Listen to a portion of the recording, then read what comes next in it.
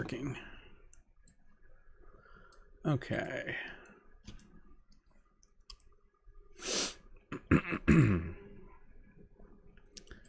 Let's do copy.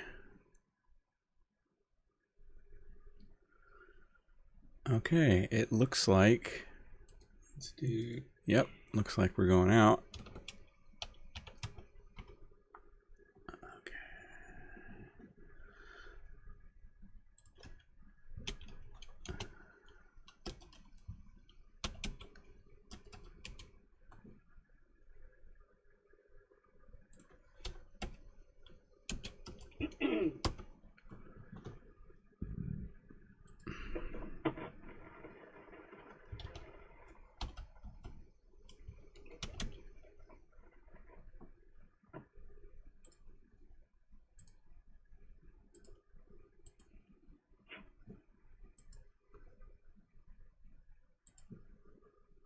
Be more comfortable for you. You can try it, and we can see how it sounds for me. Why don't you give it a try? Can we do a test? Yeah, let's do a test right now. Yeah. Okay, how does that sound? I need to hear more. How does this sound? It would be better going back the other way. Okay. All right. All right. Stand by. Okay.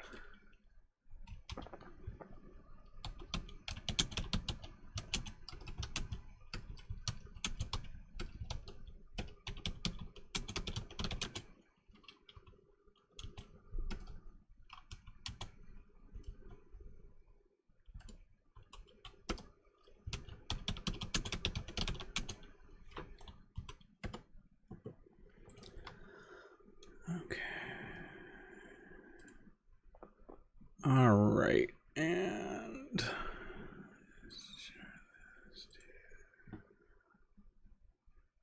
By the way, you have a good voice. oh, thanks. You have a radio background or something? Actually, yes. Yeah, stand by. Because I'm actually live right now. I'm just sharing the link out a couple of places so that people can hopefully see it. And I think that's going to be good for right now. All right, let me just go back and see, make sure I'm monitoring okay. All right, thank you, friends, for tuning in to the Sunday afternoon. It is afternoon. Version of the Bill Huston podcast, and I just want to take this moment really quick to say that I do work in the public interest, and I have a good solid 10 years of environmental activism and other types of work, and I really live on donations and grants. So right down there at the bottom, tinyurl.com/donate to Bill Huston if you have money to spare, and I know a lot of people don't, but if you appreciate my work, I appreciate donations in any amount. And if you don't do the PayPal, there is my my USPS address right up there, P.O. Box 22, Endicott, New York, 13761.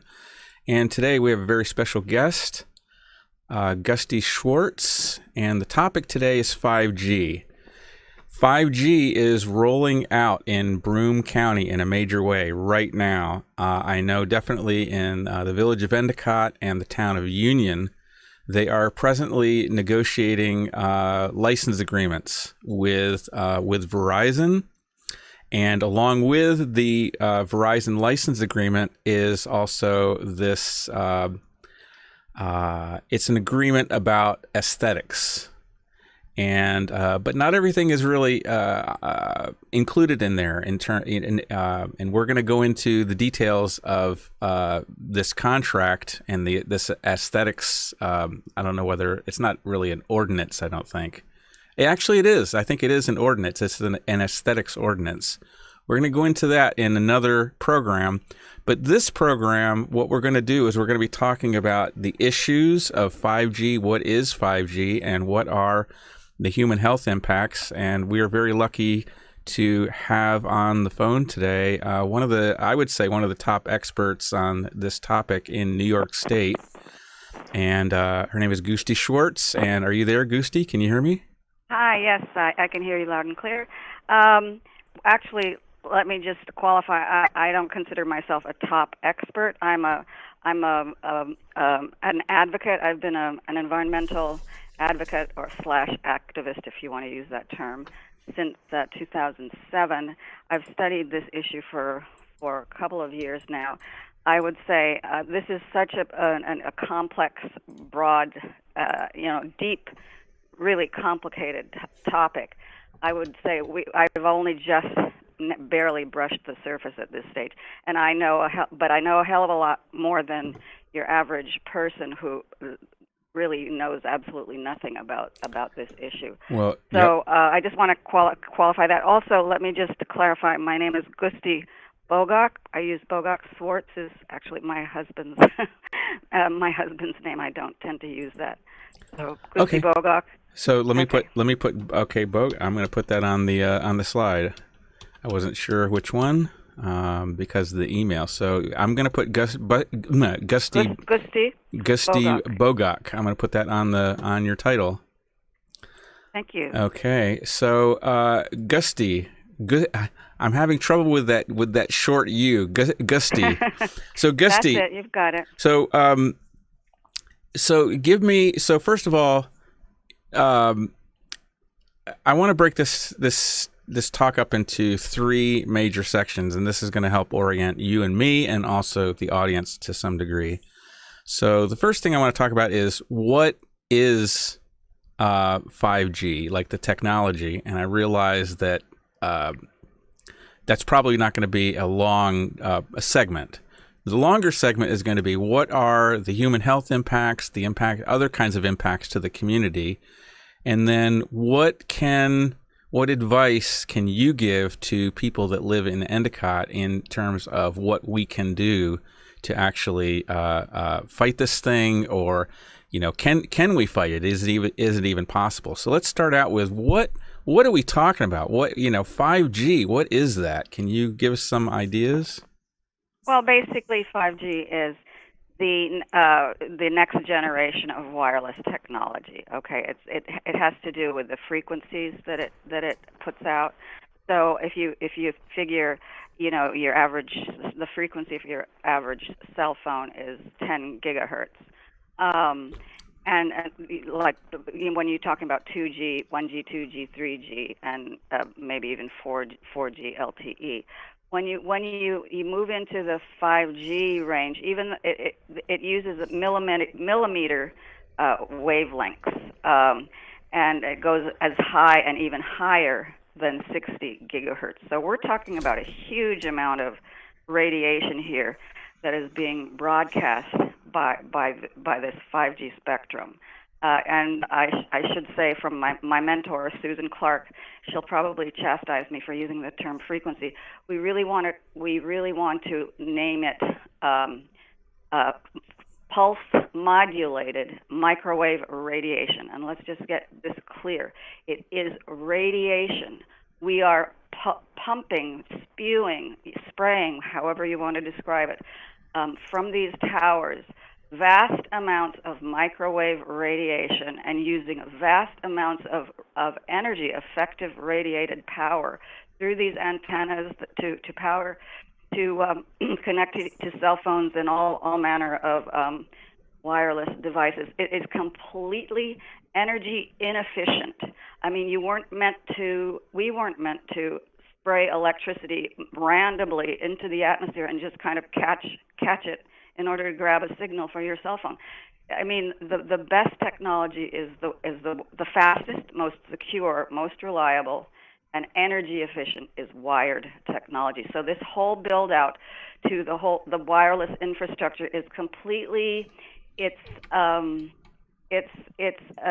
just bad thinking, bad planning, and it's all in aid of the industry making a fast buck, basically. Because the wireless, internet and data is unregulated by the feds, and so they can capitalize on this, and this is what it's all about. And basically, what nobody understands is that the wireless model is completely based on wired tech. It completely depends upon wired technology. They are using all of the wired technology that exists for a portion of the journey in terms of the wavelengths, and that is a public right of way. It's a public asset. So they are piggybacking on the public asset that we paid for, that really belongs to us. It's the commons. It's our common utilities, our common infrastructure, and they are capitalizing on it. Kind of privatizing the profits while depending upon public assets for their base. So it's really basically a grab. It's a grab of our assets. It's a complete usurpation of the public commons. I remember similar arguments back when I was working on public access TV issues, that the cables use public rights of way. So in exchange for the public rights of way, there are certain there's a deal that has to be made, a contract. In other words, we can't just give away public rights of way to industry without any kind of payback. So it looks like there's similar issues here. And there was something that you said about frequencies. I've been reading about it, and I've been hearing that 5G can go way high in the frequencies, far beyond anything that's being used right now. It's beyond just 5 gigahertz. It's up into 25, 30 gigahertz, and even up. So this is it's 60. 60, yes. 60 gigahertz and up, yeah. So this is, in many ways, a very, and I'm an engineer. I was a ham radio operator when I was 18 years old. I know a little bit about radio technology and physics and things like that. This is a really new kind of technology. It's a new, in terms of, like you said, it's the frequencies, it's the power levels, and they're mounting these antennas very close to people's homes, aren't they? Absolutely, yes. I mean, with this whole 5G rollout, the problem with the 5G is it has a very short span because it's so fast. I shouldn't say fast. It's limited in terms of distance, how far it can go. So these antennas are going to have to be deployed, and I'd use that word specifically, every 300 feet. So you're talking about saturating cities and towns and the environment with pulse modulated microwave radiation. If this goes through, if we allow this build out to take place, we're basically going to be living in a microwave oven. Now, would you stick your head in a microwave oven? Absolutely not. It's dangerous. So you cook in a microwave oven. So we do not want to be cooked, is the bottom line. And I know there's a whole debate with the, not debate, but the FCC claims that these that cell phones and the kind of microwave radiation used in wireless does not heat objects. So there are no thermal effects.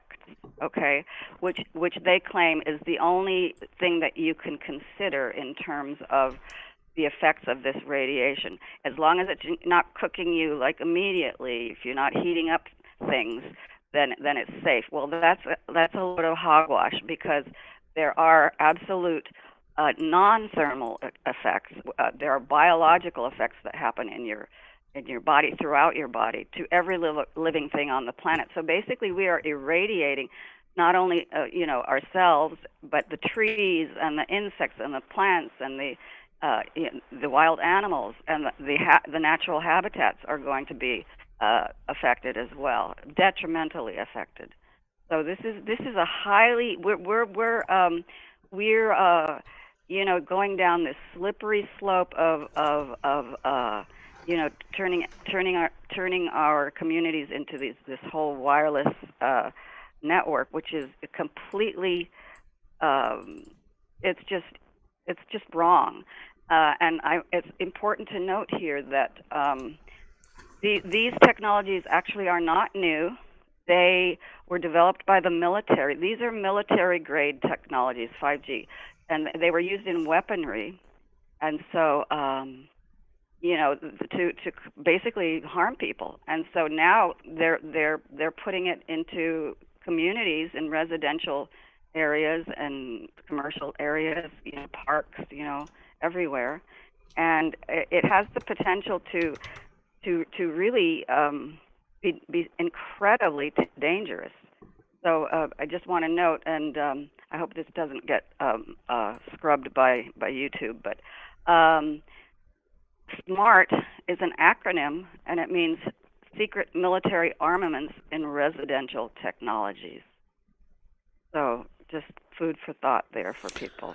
So yeah, I remember reading about this. It's they use it as crowd control devices, right? They can actually aim this. It's basically like a radar beam, a microwave beam that they direct toward people, and they say it makes your skin feel like it's on fire. Exactly. It's beam forming. Exactly. That's what this latest 5G is beam forming, and so it can be focused and targeted on an object or a person or animal or whatever, to the point of even, depending on how high the frequencies goes. I mean, vaporization. So this is highly dangerous stuff that we're playing with, and people need to be aware about this. And also, I just want to caution people: never put your cell phone directly against your head. You're basically frying your brain. Mm-hmm. There are all kinds of biological effects of that, and they take time, unfortunately, to develop. So you're not going to notice it immediately. Some people feel it almost immediately. They feel the effects. Sensitive people. However, for most people, it's going to take a good 10 years or so before, depending on exposure, it's going to take a good 10 years or so before people start feeling these effects. But if this thing rolls out, the 5G rollout,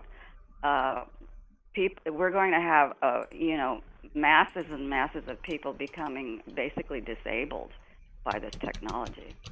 Right now, we have between 5 and 30% of people who are already electromagnetically sensitive, EMS it's called, and so there's no place to hide from this, because with the satellites, with the cities being saturated, hopefully it won't transpire. We're doing everything we can to stop that, but there will be no place to hide on the planet. So and children, weren't you telling me that children are especially vulnerable because the bone of their skull is not fully formed yet? Isn't that right? That children are exactly. Children should never be allowed to use any kind of wireless device, because their skulls are thinner and the radiation penetrates deeper into their brains, so they are absorbing the full impact of that radiation. And the FCC set up this standard called the Specific Absorption Rate, SAR, and but this is kind of a red herring, because it's really not about the rate. Who cares about the rate that you're absorbing it? I mean, that's just how fast it goes into your body. What we want to know is the specific absorption amount, really, how much of this radiation your body is accumulating, and it is cumulative, so that once you're exposed, with every exposure, your body keeps absorbing more and more and more and more and more until you reach this basically saturation level, and then your body screams stop, and you become completely crippled. You can't function in everyday society, because we're surrounded by this Wi-Fi in every store, every pharmacy, every supermarket, everywhere. Not to mention, you have these fluorescent lights going in everywhere, which radiate the same kind of pulse modulated microwave radiation, and the smart meters. So it's just endless. It's a sea of avenues of exactly. We're just being blanketed. We're being blanketed, and there is What's the name of the guy? Furstenberg, I think is his last name. That wrote a book. Yes, Arthur Furstenberg. Yes. He what's it called? Invisible Rainbow. Exactly. Yes, Arthur Furstenberg wrote this brilliant book, which was a really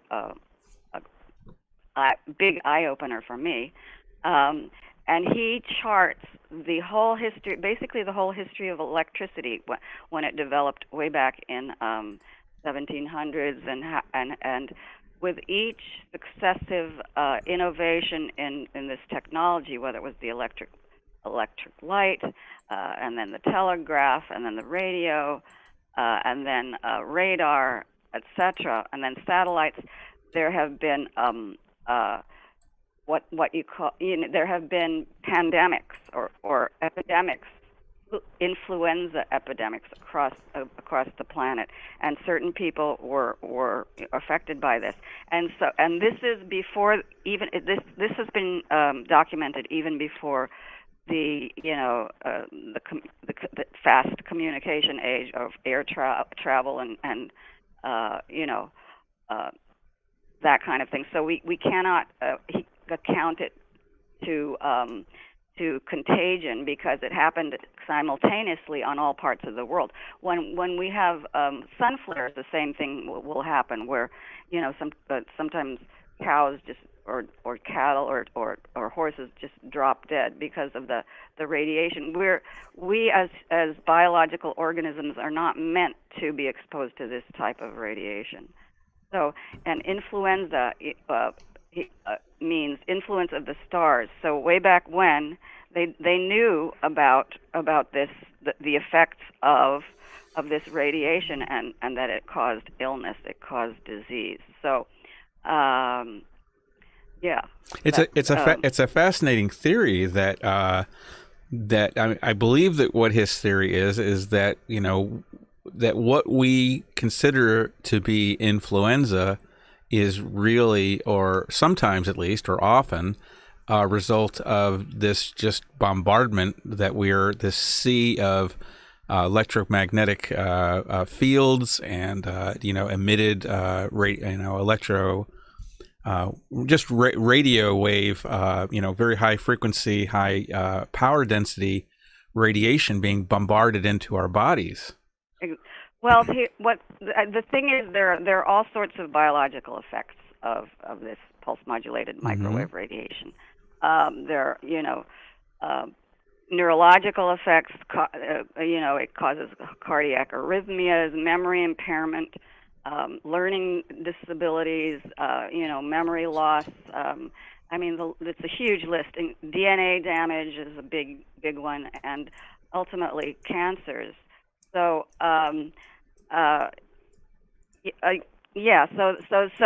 the bottom line is it impairs your immunity, and so it really chips away at the health and the strength of your system, and so and then you're able to pick up diseases, I guess, more easily because it's so hard on the system. It just really knocks out your immune system.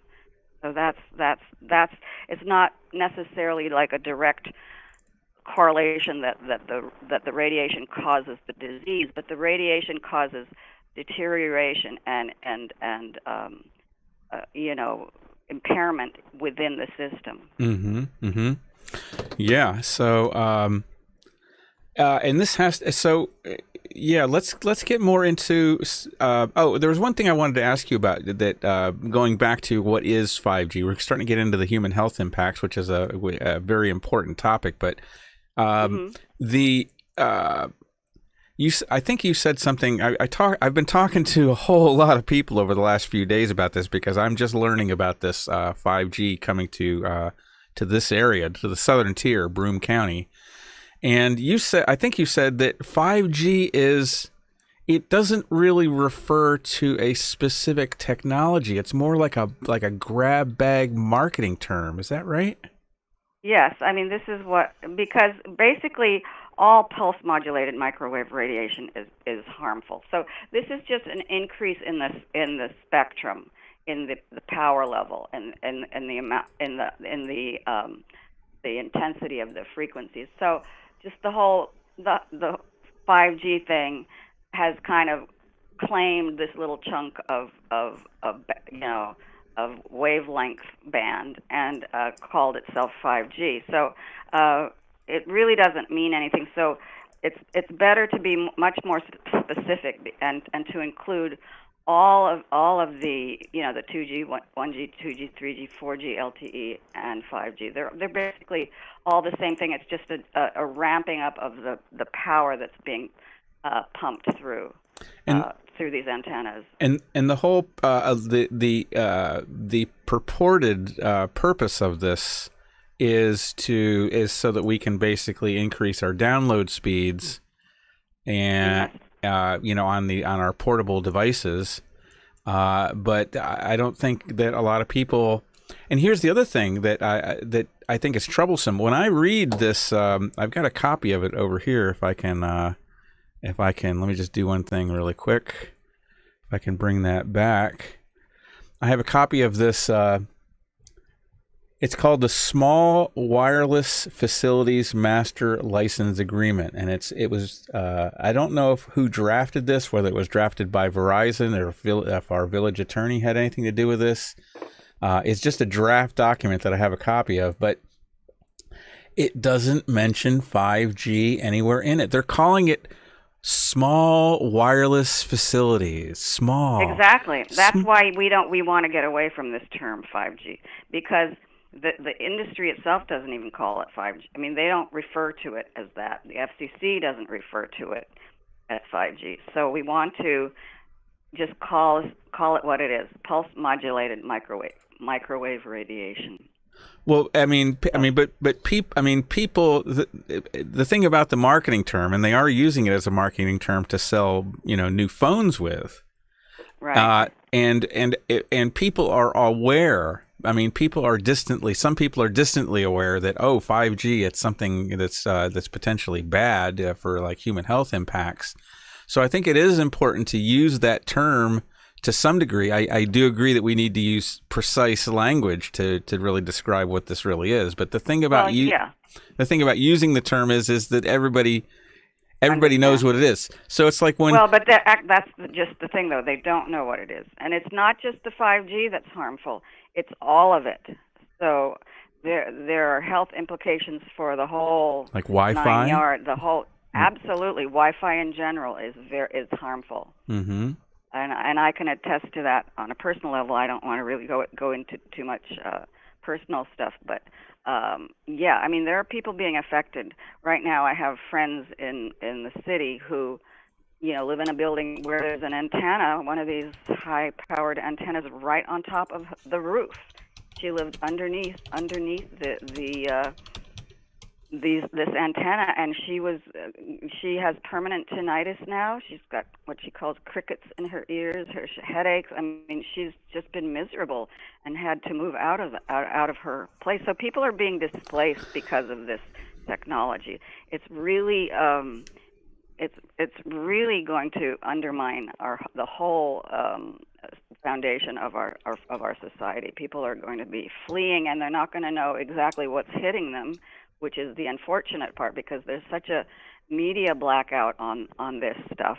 But the scientists and health experts have been studying this for over 100 years now. And there are books written on this. I mean, there are 25,000 studies on this showing that pulse-modulated microwave radiation causes biological harm. And so why haven't we been paying attention to any of this stuff? Well, it's because our agencies and a lot of our, our local agencies have been captured by the industry. And it's all about making a buck. It's all about profit.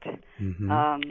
So people have to be aware of this, that they're being used, and it's not just the profit. It's about, it is profit, but it's also data collection and surveillance. So right now the big thing is data. I mean, because these companies can sell they can collect your data without your knowledge or consent, and then they sell it for big bucks to third party corporations. And so this is the big thing now: data data collection, selling more and more and more wireless devices and silicon chips and data.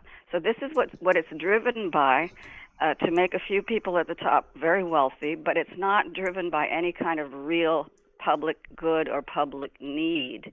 It's all about just short-term profit, and not even and it doesn't even build a foundation for really reliable, fast, secure internet communication, which we absolutely need as a society. I mean, our society is now completely dependent and built around the internet. But the direction that we're going is undermining that foundation, because these systems are very short term, and they're constantly and very complex, constantly in need of upgrading. And it's just like this haphazard, piecemeal type of way of dealing with what essentially needs to be a public utility, and it needs to be linked like electricity or water. That access to fiber broadband should be municipally controlled, municipally owned, and dealt as a public utility, and it should not be left in private hands to just do what they will with it, just for their own bottom line, their financial bottom line.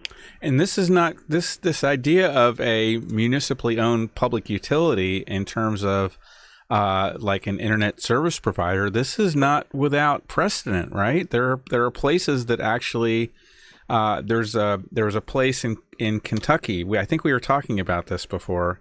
Chattanooga, yes, which is completely wired there, and they have the fast. I mean, they have the state-of-the-art internet and connectivity. I mean, the entire city is completely wired with fiber optic cable, fiber to the premises. I mean, Wi-Fi, wireless should be just this, side thing, this adjunct thing when you're on the move. That you have this little mobile device, but it should not be the focus of the whole telecommunications infrastructure. It's absolutely the wrong way to go, and it's not secure. It's completely hackable. I mean, anybody that's technically savvy, not anybody, but I'm experts and people who deal with these things can easily hack. I mean, we could have our entire system just hacked by going completely wirelessly. Mm-hmm. If the industry has their way. And something you said earlier, you were talking about what you were talking a little bit about, what the purpose of this was. The people are using this term Internet of Things. So their goal is to have every device, every light switch, your refrigerator, everything is connected to the internet and is constantly out there chatting. So it's not only kind of, it's sort of like all of our devices are going to be kind of spying on us and reporting back to somewhere about, how many, if we have milk in there, what are we out of in our fridge that we normally buy? And then they're going to connect it to our cell phone. So when we walk into a supermarket, we're going to get targeted ads in the supermarket for the things that we're out of. Exactly. Well, and the thing is, there's no need for that. There's absolutely. Why does your fridge have to talk to your toaster? I mean, it's ridiculous. It's ridiculous. I mean, it's just, this whole thing is hype, and it's all in aid of selling Silicon Valley chips and more apps and more smart devices, and it's just it's a complete waste of energy, and it's not only that, it just further saturates our living spaces with this radiation. Do we want to live in this kind of environment where we're like walking around constantly 24/7 in a microwave oven? This is insanity. It's complete insanity. There's no need for self-driving cars. That's ridiculous. Plus, they would have to have the antennas every 300 feet, and all of the foliage along the roads would probably shrink and up and die. So do we want to really turn our highways and byways into, ghost towns, ghost lands? I mean, it's just totally madness, this whole build out. So Gusty, can you tell me a little bit about what was your experience in working on the rollout of this in New York City?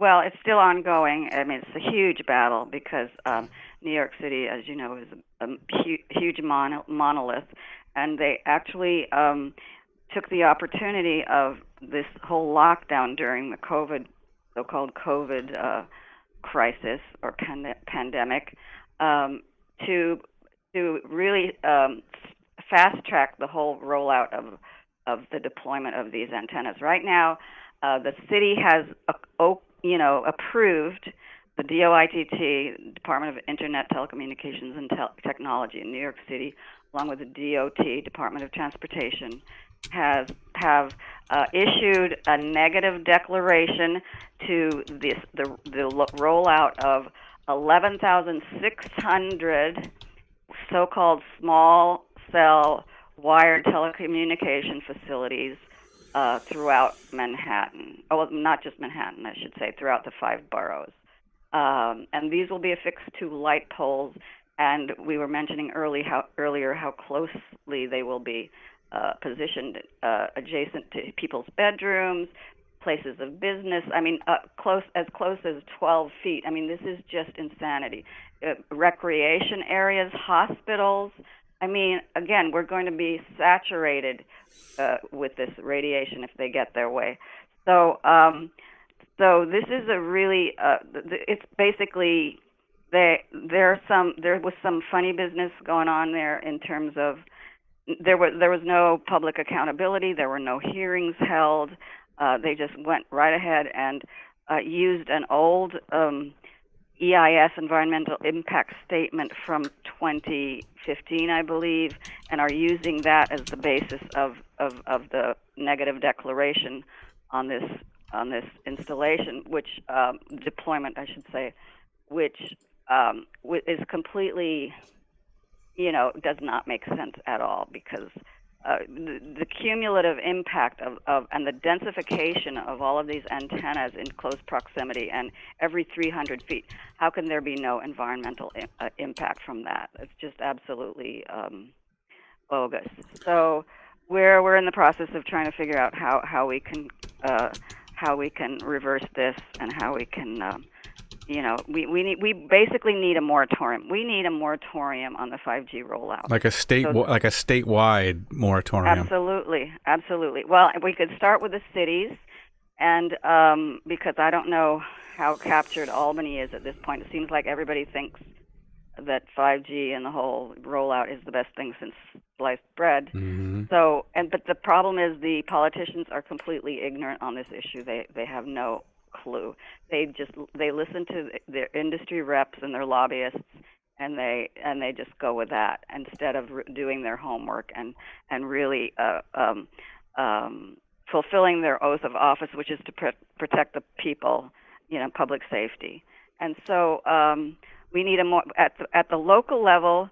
You could actually regulate this the rollout through your local city ordinance, and you can just have this airtight city ordinance that will absolutely just regulate the heck out of the industry, and then they'll just run away because it would be too expensive for them to do it in a way that protects the public. And plus they wouldn't. They're already cheating by taking a public asset, a public right of way, and using it for private purposes. Private profit. So there's no way that they're going to go back to the drawing board and do things properly because their whole motivation is basically about financial gain, commercial interest, financial gain. So a couple of questions based on what you've been saying. We're starting to get into the final topic here, and that is what can we do to stop this in terms of regulation. But before I get into that, I just want to,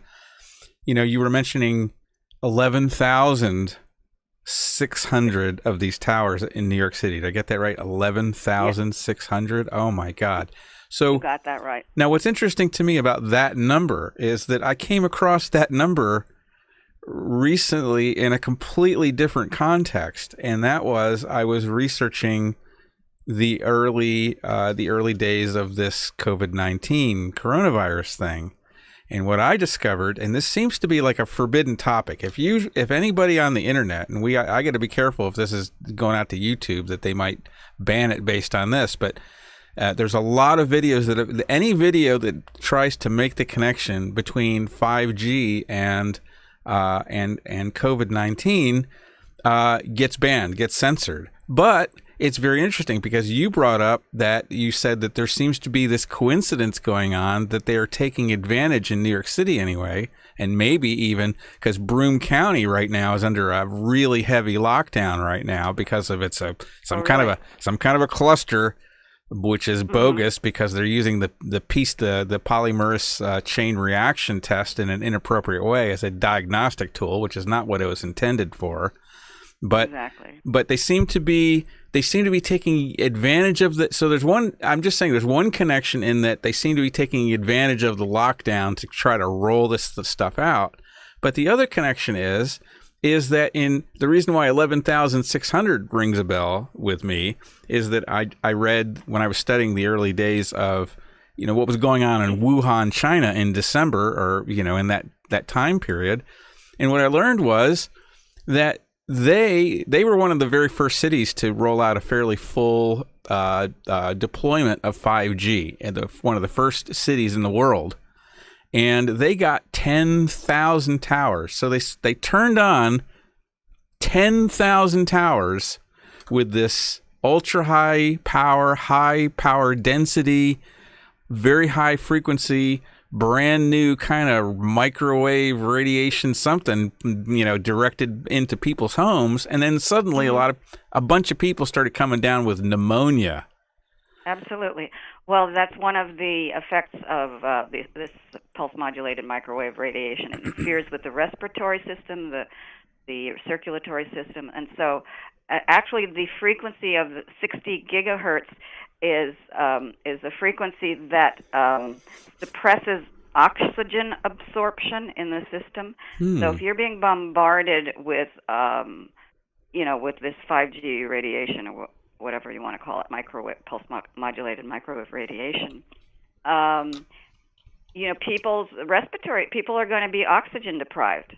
And so I heard reports of people in Wuhan just kind of in the street, just kind of keeling over, and without, it wasn't that they had, they just lost consciousness because there wasn't enough oxygen going into their brain. They didn't even have the awareness, the consciousness to kind of put their hands out to brace their falls. They were just falling flat because their brains were being deprived of oxygen. So, in fact, and this whole if you want to get into the whole COVID thing, this kind of misguided policy of putting, COVID patients, all these people on ventilators, was really what was harming them. What they needed was the oxygen that their body was being starved of. Just like an oxygen mask, they don't need intubation. They just need a regular oxygen fed through a just simple respirator, just a respirator. Not a respirator. Well, not a ventilator. Not a ventilator, but a respirator. Right. Yeah, just a mask that you wear. Right. Okay, so now that we're getting into the final topic here, I just want to discuss venues of regulation and things. So one thing that you mentioned was you were talking about an old environmental impact statement from 2015. The question that I had for you on this, Gusty, is because there's two venues for in EIS. One would be under the federal law, which is National Environmental Policy Act, or NEPA, people call it. And we also have a similar law on the books in New York State, and that's called SECR or SECRA, and that's the State Environmental Quality Review Act. So my question is, this old EIS from 2015, was that a federal thing or was that a New York State thing? That was a New York City thing, actually. It was a very local CEQR. That was a New York City thing. It was a New York City regulation, I believe. So it wasn't even like a DEC, a New York State Department of Environmental Conservation thing. It was No, the DEC is, and Albany is completely asleep at the switch here, asleep at the wheel. They are completely, and in fact, just referring back to what's going on now with this lockdown, we are losing our democracy big time. I mean, they're not holding public hearings. Everything is remote. You can't get in touch with people, with your representatives. I mean, it's a huge runaround. I've tried 3 times to get in touch with my representative to try to schedule a meeting to present some of these issues and inform him on what the reality is with this technology, and got nowhere. I mean, it's just our democracy is being completely undermined, in the face of this whole COVID crisis and this lockdown. It's we're just being sidelined as a population. Our input, our views, our participation doesn't really matter. It's just completely being taken over by the powers that be. It's just, people need to be aware of this and start standing up and really demanding that that they become accountable and transparent in their operations. So here's a question. We got a call. We got a comment from the live chat, and it's from somebody named John Solak. He's from Binghamton. And he asks, what about home values near 5G towers? And what about he says with little in the way of disclosure to buyers, or what about mortgages, or could mortgages be impacted? So what about impacts to absolutely. Yeah, that's a great question. Absolutely, property values are going to be completely diminished because who wants to buy a home where there's a cell tower right next to it? I mean, it's really it destroys your ability to be safe and secure and quiet in your own home. So it's very invasive, this technology. So absolutely, property values will plummet, and also I'm not sure about the mortgage issue.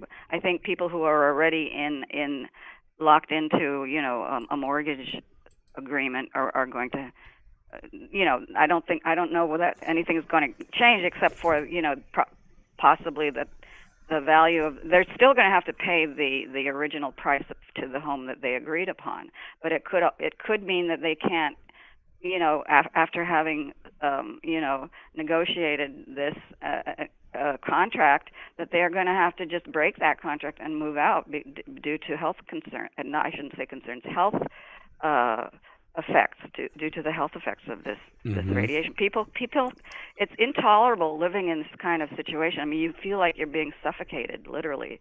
And I mean, heart palpitations, dizziness, nausea,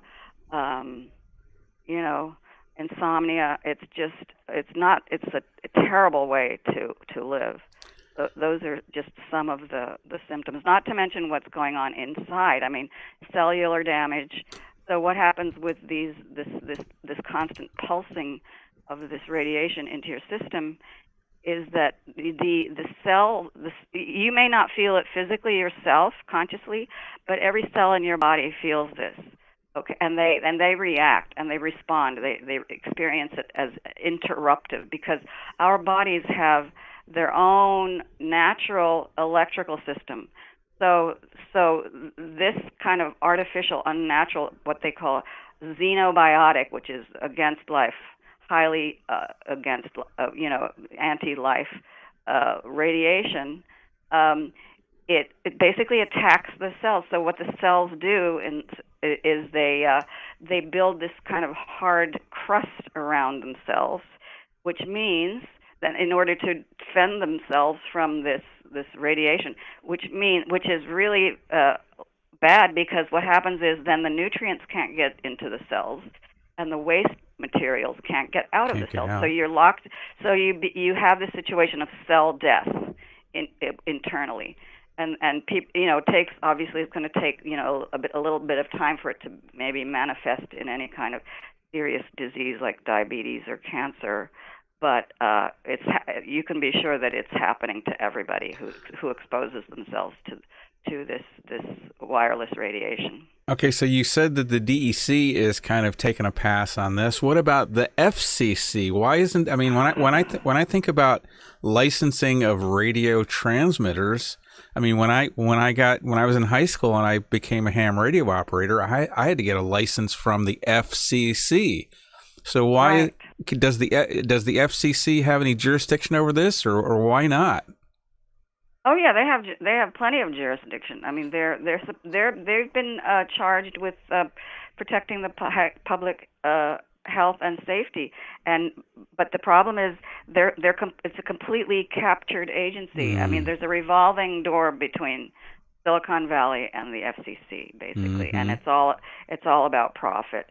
In fact, there was a Harvard study that categorized the FCC as one of the most captured agencies in the United States. Isn't Ajit Pai? Isn't he still the commissioner of the FCC? Yeah, he's the head commissioner, and he comes from the telecom industry, doesn't he? Exactly. Yeah, these are all industry people at the FCC, and they are not working in the public interest. They're working basically on behalf of the industry for the sake of profit. Okay, so you're saying the DEC, New York State DEC, isn't doing anything. Which, because we know there's going to be environmental impacts. I've even heard of impacts to insects and pollinators. Oh, absolutely. Yeah, I mean, this is a big kind of issue that has been completely overlooked in terms of the whole colony collapse syndrome, colony collapse syndrome. With all the die-off, they targeted pesticides, which is correct. However, they have completely overlooked the effect of this microwave radiation on insects, because the size of the wavelength actually corresponds to how it is absorbed. And so these millimeter wavelengths that are being pumped out by 5G are exactly correspond to the body size of insects. So they are getting the full impact of this toxin. And if we wipe out the pollinators, it's like wiping out us too, right? Absolutely. Without the bees and the pollinators, we're dead. We lose our food supply. I understand that some technology companies have this whole plan to have little robot bees, but I mean, how real? They always want to. How realistic is that? They always want to use technology to fix a problem that technology caused. Have you ever noticed that? Yeah, and how widespread is that going to be able to be? I mean, are they going to be able to pollinate the entire planet with robot bees? I don't think so. Crazy. I don't think.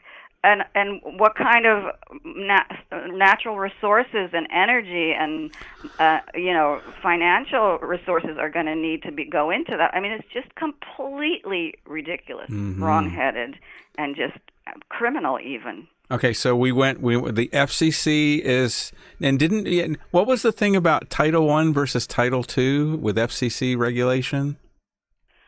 Okay, now this is a sore point because I always get it confused, but I believe there are two categories of regulation, and Title I is telephone communications, whether it's landline, texting, or cell phone. Okay, so that governs that area. Title II is internet, and it's big data, and it's internet connections. So Title II is internet, and Title I is more like the regular like telephones, right? The old exactly, old which stuff. are regulated. Title II is unregulated.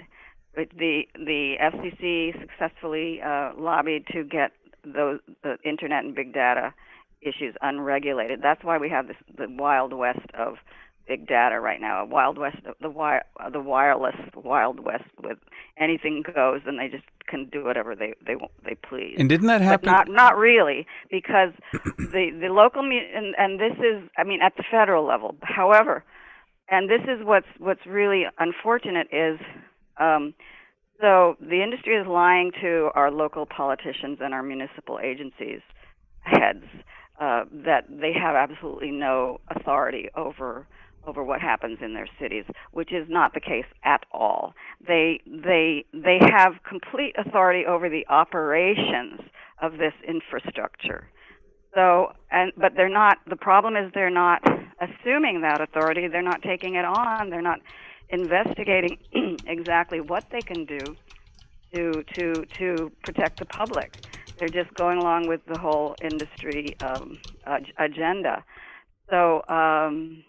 No, wait, I want to make sure I heard you correctly. You said the local municipalities actually have complete authority to regulate. Is that what I heard you say? On the basis on the operation of these devices, so they could regulate the heck out of the whole process of the operation. In other words, when it gets lit up, they can regulate that. So here's what they can do. If let's say it's a done deal and you haven't been able to stop 5G or the proliferation of these antennas in your community, the local town board can get together and say, okay, we haven't stopped it. But however, what we can do is we have jurisdiction over the operations of these antennas. So we're going to give you like a limit in terms of the amount of power, effective radiated power, you can spew out of these towers. And they can set that limit. They can put meters on each and every tower. And then every time the industry goes over that limit, it kicks the little switch, and the power goes out. Okay, the first time it happens, they can get charged, let's say, $25,000, and then they have to come and turn it on and fix it themselves. Second time it happens, the town can charge them $50,000, and they have to come and fix it. Because they will try to jack up the power, because there's nothing necessarily in these local ordinances that prevents them from, after making an agreement to have them installed, with pumping out a particular amount of effective radiated power.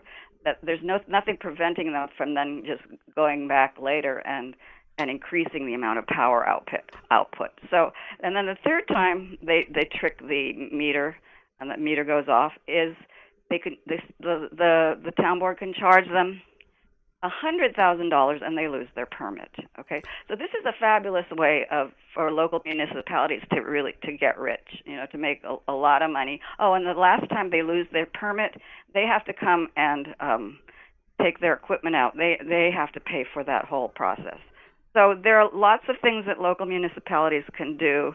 The problem is the ignorance and the lack of awareness on this issue. That's what I was going to say. The issue that I have is, and I think back to in the days, and I met you during the fight against fracking in New York. We were both working on that issue together, and what they did with fracking, because this whole idea of an environmental impact statement, there's a couple different major ways it can be done. You can do a site-specific environmental impact statement. Let's talk about fracking for 1 second. We can do a site-specific EIS, environmental impact statement, on every fracked well, on every well that they plan on drilling. But the industry said that's going to be cost prohibitive. We want there to be, let's just do a generic environmental impact statement and look at the impacts statewide. It seems like we should do something similar here, because I don't see the village of Endicott or the town of Union, where I live, as really having the expertise to really know how to craft this license agreement, and let me just read something to you from this license agreement that I'm looking at, this draft that we have before us, and we might be voting on this as early as tomorrow, the village board. And the village board, we have a mayor that's very captured by industry, and she's been really promoting this hazardous waste incinerator, this Sungeal lithium-ion battery incinerator. And they have a majority of the board. The pro-incinerator people, or they all happen to be women, isn't that weird? But the pro-incinerator people on the board are really... I'm trying to think where I'm going with this. Anyway, so what I'm looking at here, I'm looking at this licensed agreement, and it says that the village may reject a poll application only for one of three or more of the following reasons, which must be specified with reasonable detail in the rejection. So in other words, in this license agreement, in the contract, and I believe this probably came right from Verizon, they said, here's the contract, sign it. Yeah. And the village is agreeing to give up their rights in this agreement. They are giving up their ability to regulate it. It says, you can do concerns about the structural capacity, the safety, reliability, or general applicable engineering practices. If the application is incomplete, you can challenge it. If the proposed equipment exceeds the height, dimensions, or other parameters for small cell facilities under applicable law. They're saying you can only go as far as regulating as far as the law regulates. And what we've been discussing is the law doesn't regulate this. Well, it doesn't. The law at the federal level doesn't regulate it, but there's nothing to prevent the local municipalities from adopting their own laws and their own regulations. We had discussed fracking before, and I remember during the whole fight to stop fracking in New York State that I believe it was over 200 towns signed this pledge to maintain local control. Mm-hmm. To a moratorium and a local control to keep fracking out of their jurisdiction. Well, the same thing can happen right now. We need towns and cities to get together and just say no to 5G, and it's happening. I mean, it's happened in Easton, Connecticut. They have a moratorium right now in Easton, Connecticut. It happened in Culver City. It has happened in Petaluma, California. It's happened.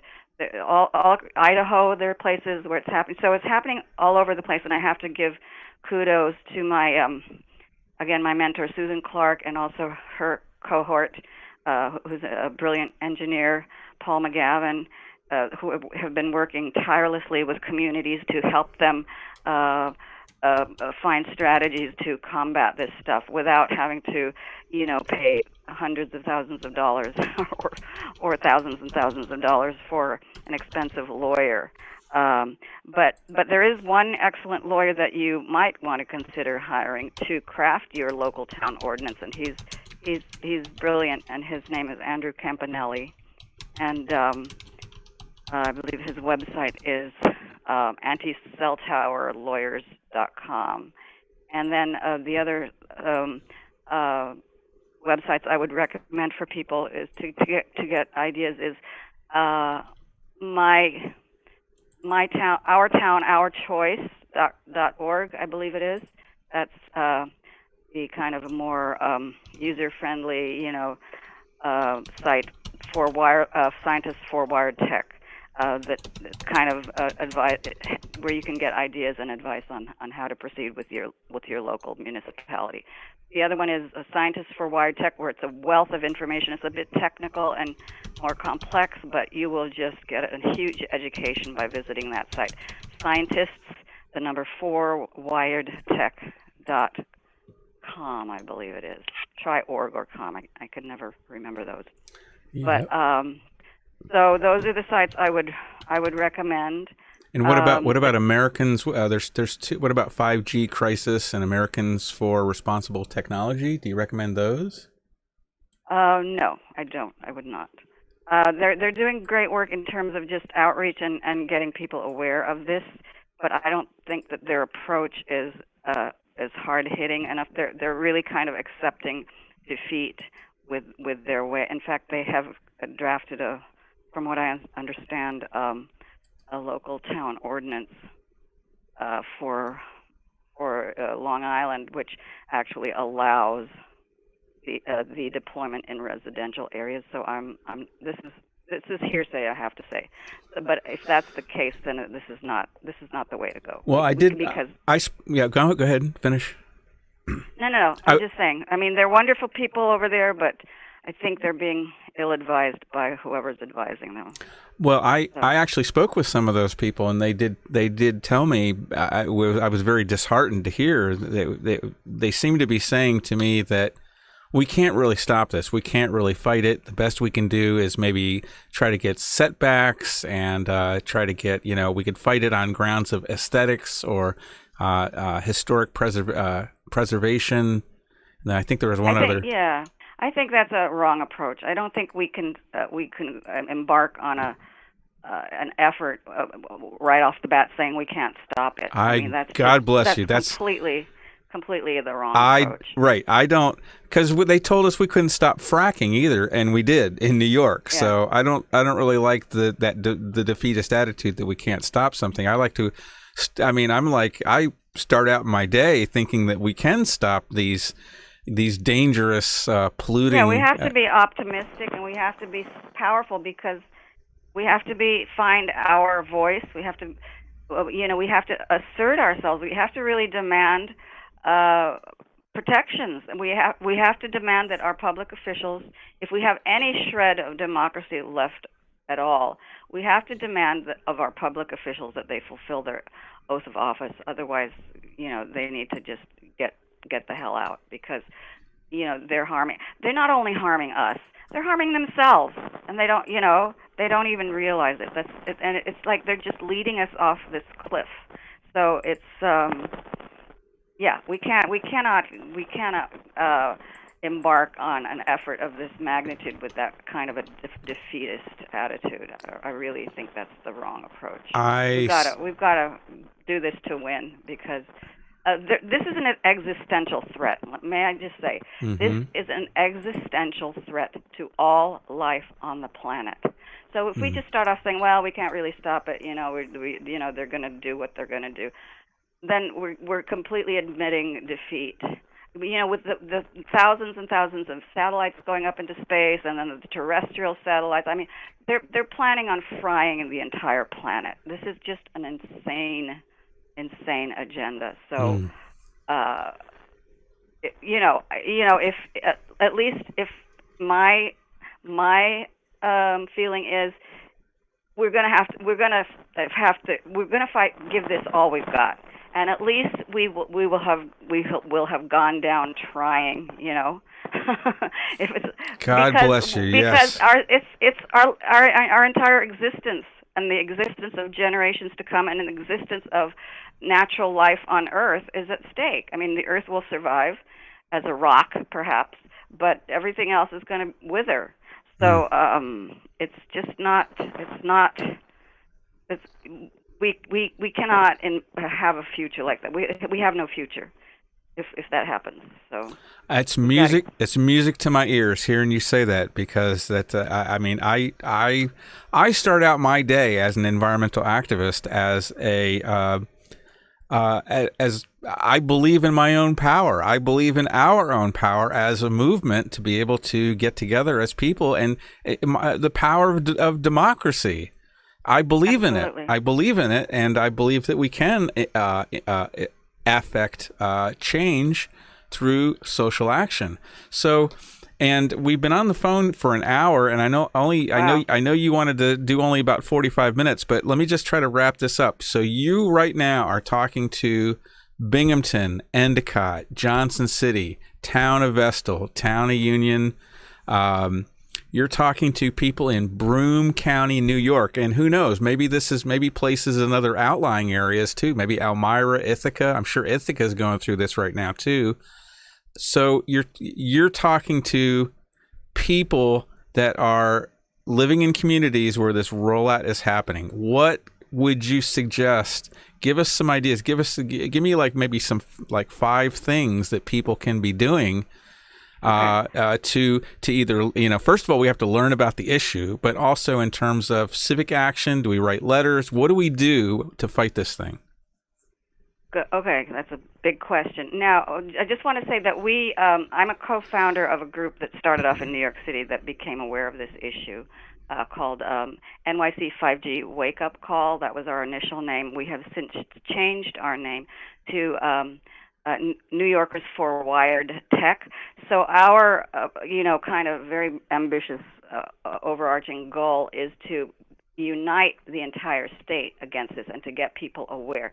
So I invite people to join our calls. Well, we're actually getting ready to schedule an informational kind of a Zoom presentation where people can get up to speed on this. Perhaps it might be at first a little bit NYC centric, but you can learn a lot. And if you I don't know if you have email lists for those different communities, or at least targeted activists or advocates in those particular communities that we could invite to this Zoom meeting, that would be great as for starters. So that's one thing that they can do to kind of get themselves up to speed a little bit. And they're also they need to just keep their ears to the to the ground, and there's constantly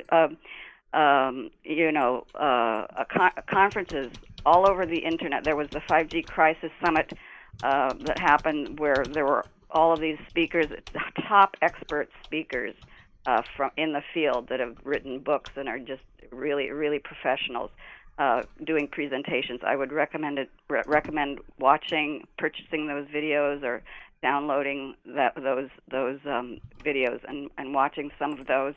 That, by the way, has nothing to do with the group 5gcrisis.org. It's a separate entity that was organized by Josh Del Sol, who founded that group or that website. Take Back Your Power. Oh, Take Back Your Power. Okay. Yeah, that was Josh Del Sol, and he's put out a couple of conferences now on 5G. Featuring like all the top experts in the field, so I would recommend that. And then the first thing that everybody in the local community has to do is to FOIL for these antennas, the information for the applications for each and every one of these antennas. Okay, in the small town, it's probably easier to do. In New York City, we're getting a lot of procrastination and a lot of just obfuscation and no response. So, but first they have to FOIL. They have to ask for the specs on each of these antennas, and then look in the application and see whether or not there has been included in the application any kind of environmental assessment. If not, then these applications are incomplete, and they have to go back to the drawing board. Okay. So in 2019, the D.C. Circuit Court of Appeals vacated a ruling of the FCC that said that there would be no significant impact on the densification of this 5G rollout, and we're talking 800,000 nationally.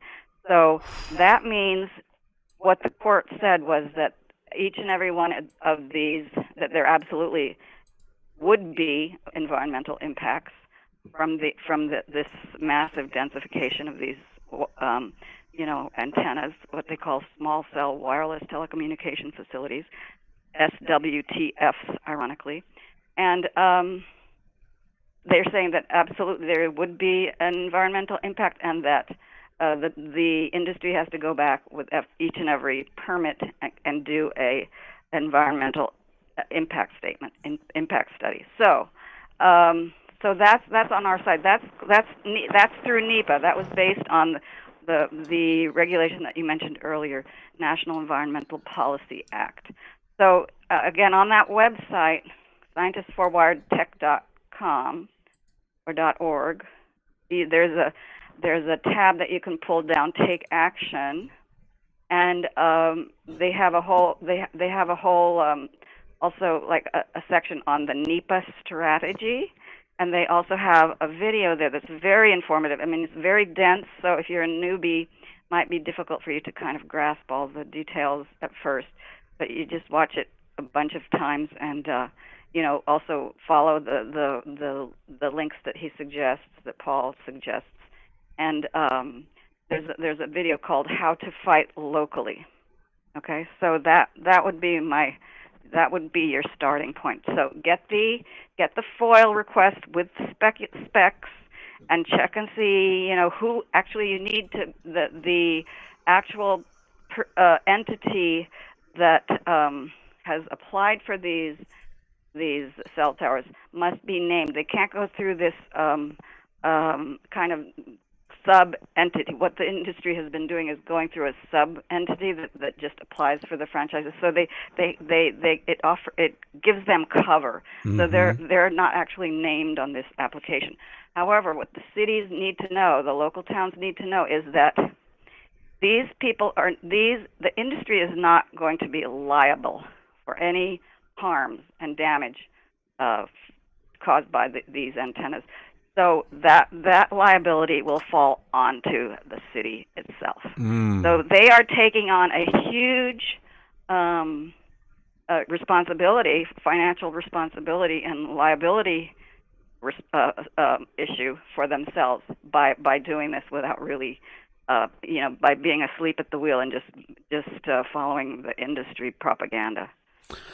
So, well, is that clear in terms of the two steps? No, that's fabulous, and I just want to say that I've set up a Facebook group and a page. They're related. They're similar names. Is basically Stop 5G Broome County, New York. If you go on Facebook and look for Stop 5G, and you can see it up there on the text, Stop 5G Broome County, New York, and just like those pages. If you want to get in touch with me, there is my email address up there, williamahuston@gmail.com, and my phone number. Do you want to give out your contact information? I know you don't do so much with email these days. They can contact me through you if I That's fine. Yep, that's fine. Yeah. That's fine. Okay, so I really appreciate. Is there anything else you want to add, just in closing? Yes, I'd just like to say, people, this is not a done deal. There are lots of ways that we can stop this. I think we just need to think positively and really come together as a community, as the larger community, and just wake up. Basically, get yourself informed. Understand that this is not a small issue. This is the issue of the 21st century, and this is it. This is a turning point issue. If we don't roll this back, the future is going to be incredibly dim, and we have to stop it now. God bless you, Gusty. I really, really, really appreciate. This was a fabulous conversation. I am privileged to have you on the show. That you're so knowledgeable. You're very well-rounded on this issue. You really know a lot of different aspects of it, and you've been working on this for how long now? Couple of years. Couple of years. So yeah. I really appreciate you sharing. It takes about that long to really get up to speed on this. I mean, it's so dense, this issue, but I know. Sorry to interrupt. I'm fairly technical myself, and I feel, I know a lot about physics and radiation and, at least radio waves, things like that. But there, like you said, there's so much unique to this particular issue that I still feel like I'm pretty clueless. So I really appreciate the time that you spent with me today and helping out my community. I really, really appreciate it, Gusty. So thank you so much. My pleasure, and thanks for having me. Okay. Thanks a lot. Okay. We'll talk to you later. Yep. Okay. Bye-bye. Okay. So that was Gusty Bogok. So once again, if anybody wants to locally I really suggest, joining this group, or if you want to start your own group, if you're based in Binghamton, feel free to start your own group or join this group. Let's form a large regional group here, and let's get together. Let's put our brains together and let's try to do something about this. Let's see what we can do to regulate these things, because this is getting rolled out fast. John from Binghamton wrote in the chat that he thinks that these Verizon mini towers are already in Binghamton, and I think one was just permitted in Endicott by the price chopper. I don't know. I'm still trying to talk to people. There was something mentioned just in passing at one of the recent village board meetings about this. So this is rolling out fast, people. This is rolling out fast. So we got to get up to speed on this. I prefer email contact. If you want to get in touch with me, William A. Huston, that's Huston at gmail.com, right up there. William A. Huston at gmail.com. And there's my phone number, 607-296-0671. Feel free to get in contact with me. Or the best way, join this Facebook group. I'm going to try to set up a listserv. That's not ready. I'm just coming up to speed on this myself, because I just literally I've learned about this in the last couple of weeks. So I hope you enjoyed this. Once again, I work in the public interest. I have worked as an environmental activist for 10 years. I'm doing work that the environmental regulators, it's a gap. Okay, it's a gap. I'm filling in a gap here. I'm doing work that nobody else is doing. The environmental regulators are asleep at the switch, whether it was stink trucks, leachate dumping into the Susquehanna River, whether it's fracking, whether it's incinerators, and now whether it's 5G. The state regulators are asleep at the switch. They're either asleep or they feel like they don't have the statutory authority to do anything. And that's the case. Remember when I was talking about the Merrimack Valley situation, we talked about a kind of a maxim that I created, and that is you can avoid regulation through innovation, because when you high volume hydraulic hydrofracking, they go to the DEC and say, hey, we want to do high volume hydraulic hydrofracking. They start looking in their books and they're like, we don't see that in the book. It doesn't look like that's something we regulate. Same thing with bomb trucks, with the high pressure CNG bomb trucks. They're like, they said carbon fiber composite. What is it again? They're looking in their books and it's not in the books because it's a new thing. So they innovate, they create something new, and they escape regulation that way. So my point is, the environmental regulators, the state health authorities, the FCC, everybody is taking a pass on this issue and on other issues. So I fill in the gap where the environmental regulators aren't really doing the work. And, I have a lot of friends and supporters in the local Sierra Club. But the Sierra Club is very weird in the kind of issues that they take on. They had very, very little interest in really helping out. I mean, individual members did, but the local Sierra Club as a whole didn't really fight the incinerator. Now they're jumping on board and they're taking credit for helping to move Donna Lupardo to ask for an environmental impact statement. But guess who was the person that was, since November of 2019, coming up on a full year here? Guess what village idiot was the one that was pushing this issue for an environmental impact statement? And I can't tell you how many times I called Donna Lupardo's office, talking to her staff, trying to move her.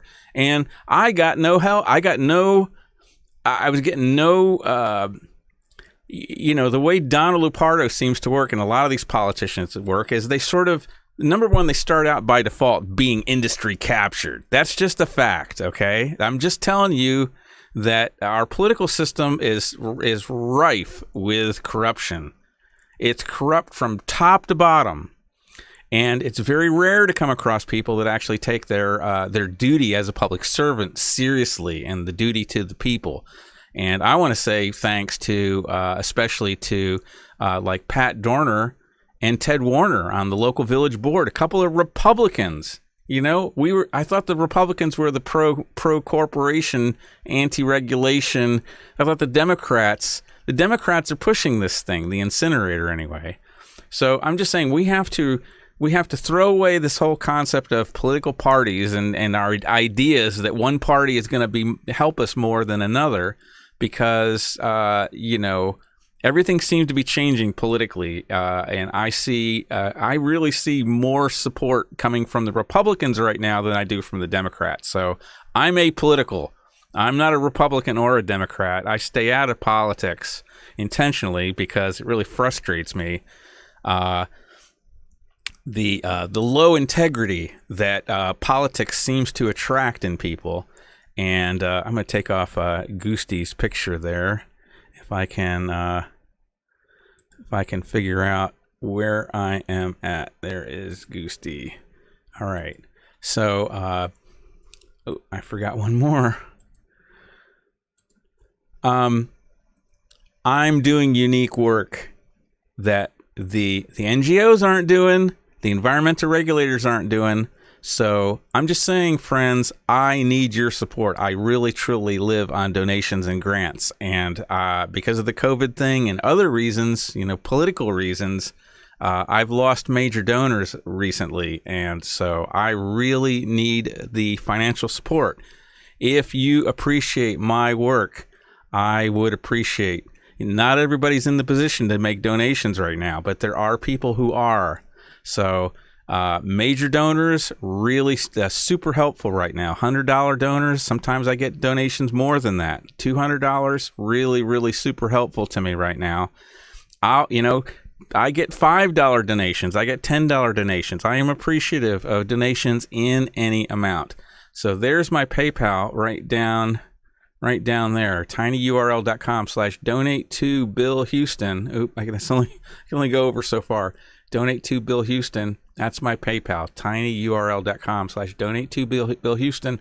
And let me put up my snail mail. I guess what I will do is move it up like that. Okay. So here's my snail mail. William Huston, P.O. Box 22, Endicott, New York, 13761. William Huston, P.O. Box 22, Endicott, New York.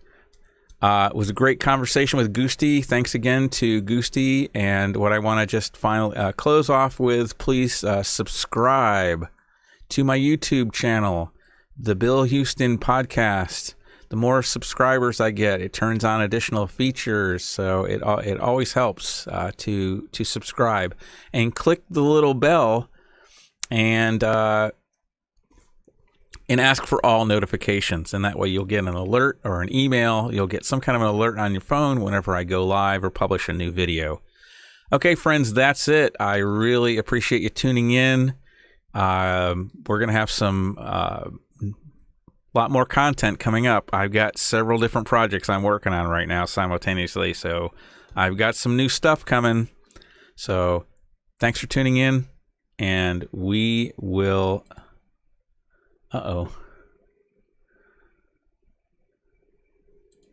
there we go. We'll see you next time.